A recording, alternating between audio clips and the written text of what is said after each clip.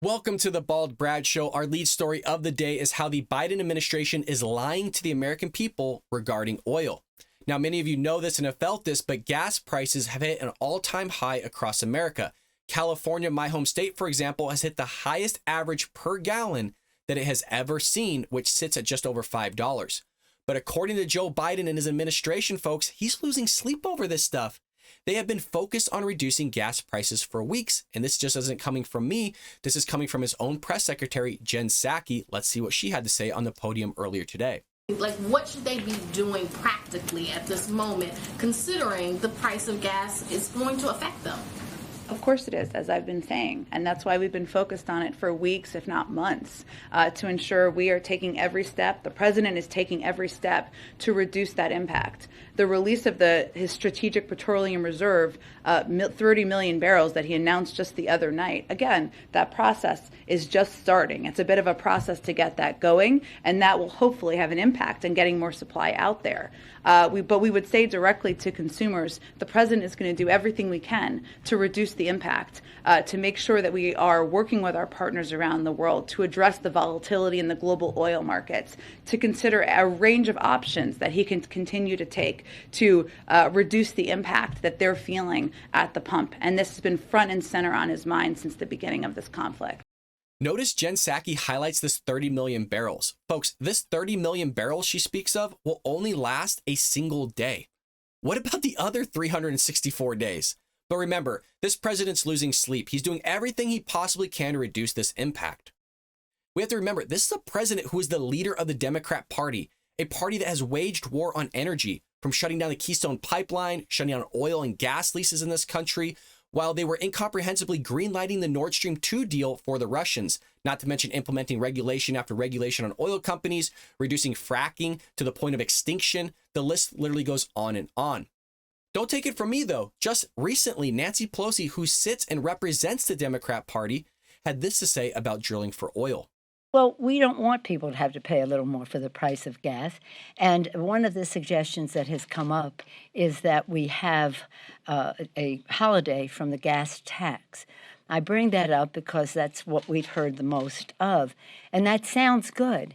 But do you know that there is no guarantee that the oil companies pass that reduction on to the consumer? And it's very hard to write a bill that requires them to pass it on to the consumer. You think that it's at the pump, it's the consumer paying it, comes off, but that's not the way it works. So I think that if we can have a holiday that guarantees the consumer benefits rather than more profits for the oil companies, that would be a path that we can take. The president has already talked about releasing oil from as he already has done from the sprawl and others. I'm not for drilling on public lands. Yes, ma'am. So what is Nancy Pelosi's grand plan here in California? A gas tax holiday. Californians pay roughly 51 cents per gallon in tax. This is only a short-term plan or solution that may or may not work. But like you heard her say, she isn't in favor of drilling on public lands. Heck, she isn't in favor of drilling, period. Let's be honest with one another. Remember, this is the same idiotic party that wanted to push through the Green New Deal. This is the same party that wants to rid America of oil altogether. They're just lying straight to your face about it. But remember, Joe Biden is doing everything, folks, he possibly can to reduce this impact. He's absolutely losing his precious sleep over this. Check this out. This is truly remarkable. Well, he's putting so much time into this, and he's doing everything he possibly can, according to Jen Psaki and the Democrats, that his own EPA is set to run a small Texas oil refinery out of business with big government regulations. I kid you not. The Environmental Protection Agency under President Joe Biden is set to abruptly issue a sweeping denial of economic hardship exemptions to the Renewable Fuel Standard RFS program from small oil refineries around the United States, likely forcing one Texas refinery to go out of business at a time when American energy independence is desperately needed. In a forthcoming letter to the agency obtained by the Blaze, or in other words, Blaze Media, Texas Republican Representative Chip Roy urged the EPA to reconsider its proposal decision to deny more than 60 pending small refinery exemption SRE petitions on behalf of the San Antonio Refinery, LLC, which is a small independent refinery in Texas. Here is what Greg Abbott has to say about this oil crisis in Texas and all across America.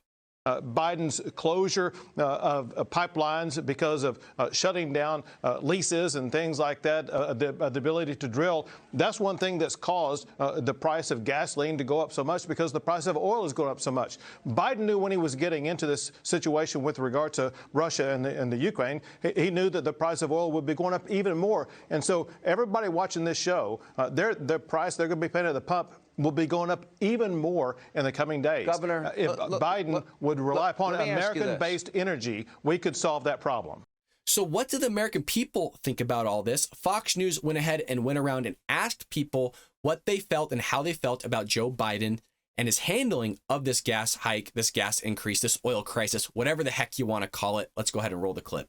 Russia just invaded Ukraine, and the gas prices are going to go up big time. What should Joe Biden do?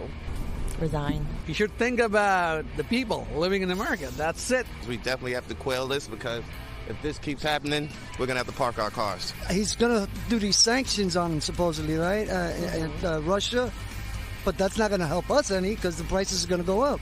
So gas prices are already up $1 under Joe Biden. Way more than $1. It is double. It is definitely double. What has he been doing wrong?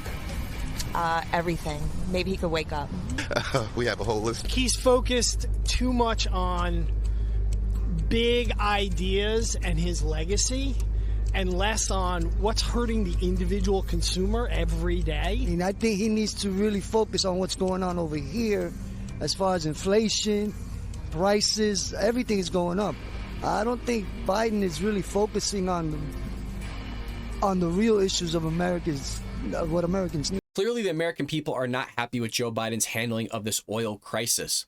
His approval rating is at an all-time low among both Democrats and Republicans. The same doofuses who voted in this guy are now whining about his handling of the country. These are the same people that vote in higher taxes but then plead with their tax accountant to make sure they don't owe more money in taxes at the end of the year.